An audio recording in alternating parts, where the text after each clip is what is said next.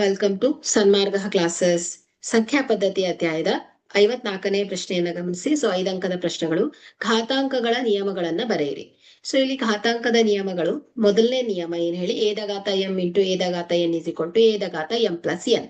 ಇಲ್ಲಿ ಒಂದೇ ರೀತಿಯ ಆಧಾರ ಸಂಖ್ಯೆಗಳನ್ನ ಗುಣಿಸುವಾಗ ಅವುಗಳ ಘಾತಗಳನ್ನ ಏನ್ ಮಾಡ್ತೇವೆ, ನಾವು ಕೂಡ್ತೇವೆ ಅಲ್ವಾ. ಎರಡನೆಯ ನಿಯಮ ಭಾಗಾಕಾರ ನಿಯಮ, ಎ ದ ಘಾತ ಎಂ ಡಿವೈಡೆಡ್ ಬೈ ಎ ದ ಘಾತ N is equal to A ದ ಘಾತ ಎಂ ಮೈನಸ್ ಎನ್. ಒಂದೇ ರೀತಿಯ ಆಧಾರ ಸಂಖ್ಯೆಯನ್ನ ಭಾಗಿಸುವಾಗ ಅಂಶದ ಘಾತದಿಂದ ಏನ್ ಮಾಡ್ತೇವೆ, ಛೇದದ ಘಾತಾಂಕವನ್ನ ಕಳಿಬೇಕಾಗತ್ತೆ. ಮೂರನೆಯ ನಿಯಮ, ಎ ಇಂಟು ಬಿ ಹೋಲ್ ದ ಘಾತ M is equal to A ದ ಘಾತ ಎಂ ಇಂಟು ಬಿ ದ ಘಾತ ಎಂ.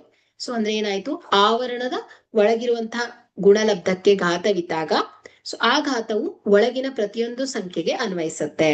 ಓಕೆ, ಇಲ್ಲಿ ಘಾತ ಎ ಬೈ ಬಿ ಅಲ್ವಾ. ಇಲ್ಲಿ ಹೋಲ್ ದ ಘಾತ M is equal to A ದ ಘಾತ ಎಂ ಡಿವೈಡೆಡ್ ಬೈ ಬಿ ದ ಘಾತ ಎಂ.